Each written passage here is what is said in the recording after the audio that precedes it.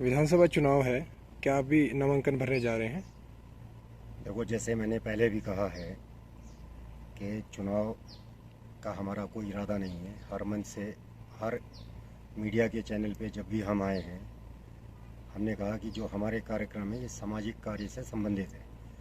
जो भी हम कार्य कर रहे हैं समाज के लिए कर रहे हैं, गरीब बेटियों के लिए कर रहे हैं, गरीब वर्ग के लिए कर रहे हैं। और सांस्कृतिक प्रोग्राम जो हमने अभी तक किए, महिलाओं को आगे लाने के लिए किए।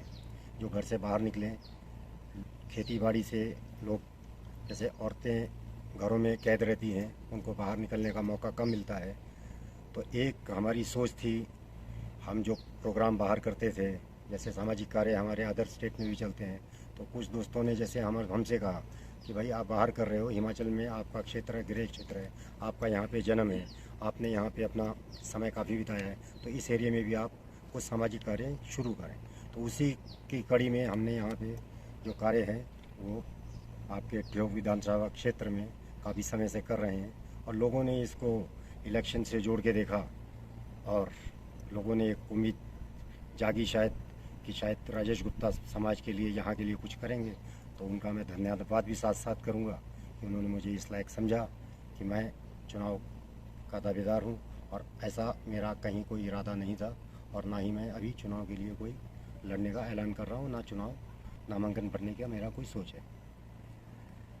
आपका ऑडियो वायरल हुआ था जिसमें हर पंचायत को बजट देने की बात कही गई है, इसमें क्या सच्चाई है? देखिए, ऑडियो वायरल जो भी हुआ है ये एक हमारी आपसी बातचीत थी।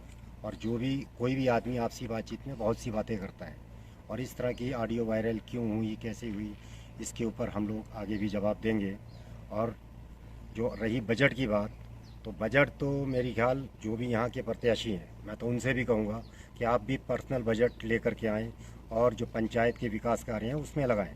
हमने जो भी कहा था कि हम पंचायतों को 5-5 लाख रुपया जो देंगे, और प्लस जो भी हमने एक बड़ी राशि का भी ऐलान किया था, तो ये हमने अपने बजट जो फंड था उससे कहा था। तो ये आपसी बातचीत थी। अगर ये वायरल हुई है तो हम इसको अपनी सोच हम कह रहे हैं कि हम ऐसा करते, कोई हमने किसी मंच से या किसी चैनल के मंच से या इंटरव्यू में तो हमने कहा नहीं था। लेकिन हाँ, अगर हम प्रत्याशी होते तो हम जो कह रहे हैं ये हम करते भी। क्योंकि अगर पंचायत को हम डायरेक्ट अपने फंड से कोई विकास कार्य कर रहे हैं तो हम चाहेंगे जो भी लोग इस पर टिप्पणी कर रहे थे तो वो अपने पंचायत के, जिन्होंने भी टिप्पणी की है कमेंट्स में आकर के कि विकास कार्य हमको नहीं चाहिए, हमें नहीं चाहिए पैसे, तो मैं चाहूँगा कि वो अपना फंड इकट्ठा करें और पंचायत के विकास कार्यों में जो ये चीज़ मांग रहे हैं, पंचायतों को तो ज़रूरत है विकास कार्य के लिए।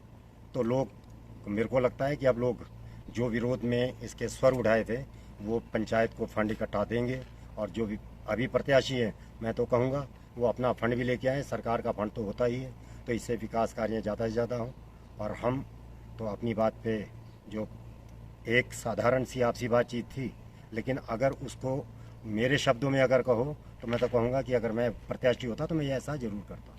तो क्या मान के चले कि जिस तरीके के अभी क्षेत्र में कार्यक्रम भी हुए हैं और बजट की भी आपने बात की है, तो क्या संस्था के कार्यक्रम अब रुक जाएंगे? यहीं तक था चुनाव भी, अब आप लड़ नहीं रहे? भाई, मैं आप मीडिया वालों को बस यही एक तकलीफ़ है हमको कि आप लोग किसी भी चीज़ को किसी भी चीज़ों से जोड़ लेते हैं कि आप लोगों को बोलने से तो कोई रोक नहीं सकता। तो मैं बार बार मंच से मैंने कहा कि ये कार्यक्रम निरंतर यूं ही चलते रहेंगे। और जो हमारी गरीब बेटियां हैं जिनकी हमने पढ़ाई और शादी की खर्च की बात की है, तो वो भी यूं ही चलते रहेंगे। और सांस्कृतिक प्रोग्राम आप अगले साल देखिएगा, अभी नवंबर में भी प्रोग्राम है, अगर ठंडक मौसम साथ देता है तो अभी हमारा इलेक्शन के बाद भी प्रोग्राम है। और इसी तरह से जैसे मेडिकल कैंप है, हमने अभी ब्लड कैंप की बात कर रहे हैं, तो बहुत से सामाजिक कार्य हैं। तो ये तो निरंतर आप जब चुनाव के बाद देखेंगे तो मैं तो कहूँगा कि फिर आप लोगों के मुंह, और जो विरोध में लिख रहे थे उनके भी मुंह बंद होंगे। और जो क्षेत्र के लोग हैं, मैं तो कहूँगा कि और भी इस तरह के कार्यक्रम लोग लाएं और क्षेत्र का विकास और क्षेत्र का मनोरंजन, जिसको आप मनोरंजन का नाम देते हैं, मैं उसको सांस्कृतिक प्रोग्राम कहता हूँ, महिलाओं को आगे लाने की बात करता हूँ। तो क्या अभी जो विधानसभा चुनाव है उसमें आपके समर्थक बहुत ज़्यादा हैं, क्षेत्र में वो धार्मिक है चाहे सांस्कृतिक है, क्या लोगों से अपील करेंगे? ये जो चुनाव है, लोकतंत्र का महापर्व है, क्या संदेश देंगे? देखिए, मैं लोगों से कहूँगा कि आप जो भी आपका प्रत्याशी आपको अच्छा लगता है और जो डिजर्व करता है, आप उसको वोट दें। और वोट देने के लिए घर से ज़रूर निकलें, क्योंकि इस लोकतंत्र को ज़िंदा रखने के लिए वोट का अधिकार आपके पास है। और वोट कंपलसरी भी होना चाहिए सरकार की तरफ से कि लोग घर से बाहर आकर के वोट दें। वोट आपको किसको देना है ये आप पे निर्भर करता है। कोई आपको फोर्स नहीं करता, कोई आपको लालच नहीं देता। तो आपको जो भी कैंडिडेट लगता है कि आपके क्षेत्र में विकास कार्य करेगा, जो मजबूत कैंडिडेट है, आप उसको वोट दीजिए। और मैं आगे यही कहूँगा अपने क्षेत्र का कि इसका विकास सर्वोपरि है। विकास में लोग सरकार हो चाहे यहाँ का चुना हुआ विधायक हो, क्षेत्र को विकास की तरफ ले जाएं। और आगे जो हम कार्य करेंगे वो तो हमारे निरंतर वैसे भी चलते रहेंगे। हमारा दायरा जो था, जो हमने कहा है, दोबारा एक बार फिर रिपीट करता हूँ, गरीब बेटियाँ, चाहे वो पढ़ाई की बात हो चाहे शादी की बात हो, उनका निरंतर हम लोग सहयोग करते रहेंगे।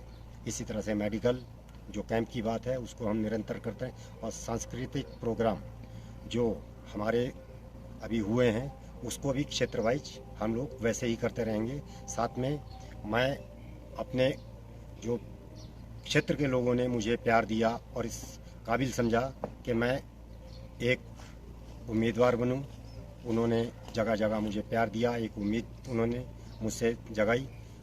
तो मैं उन महिला मंडलों का, क्षेत्र के वासियों का, खासकर युवक मंडल भी जो मेरे साथ जुड़े थे, उनका भी धन्यवाद करूंगा कि आपने मेरा किसी भी परिस्थिति में जो कमेंट्स उल्टे सीधे या जो भी थे, तो उनका मैं और भी बड़े तरीके से धन्यवाद करूंगा कि आप भी कम से कम विरोध किया तो मेरा भी मनोबल बढ़ा। और मेरे समर्थकों ने या जो मेरे परिवार के अब सदस्य हैं, तो उन्होंने मेरा जो है खुल के विरोधियों के तरफ से उन्होंने कहा नहीं, आप गुप्ता जी आगे बढ़ो, हम आपके साथ हैं। और ये कार्य अगर कोई और भी करता है तो हमें खुशी है कि आप आगे आएँ और क्षेत्र के विकास में और क्षेत्र के जो हम कार्य कर रहे हैं उसमें आप भी आएँ। तो सभी लोगों का, क्षेत्र के वासियों का मैं धन्यवाद करूंगा कि मुझे जो आपने प्यार दिया। आगे भी आपके बीच रहूंगा, ये कार्य निरंतर चलते रहेंगे, इसे चुनाव से ना जोड़ें। और बाकी जब आपके बीच में दोबारा आऊँगा तो आपका प्यार यूँ ही मिले। इसी के साथ सभी को मेरा नमस्कार और धन्यवाद। धन्यवाद जी, धन्यवाद जी।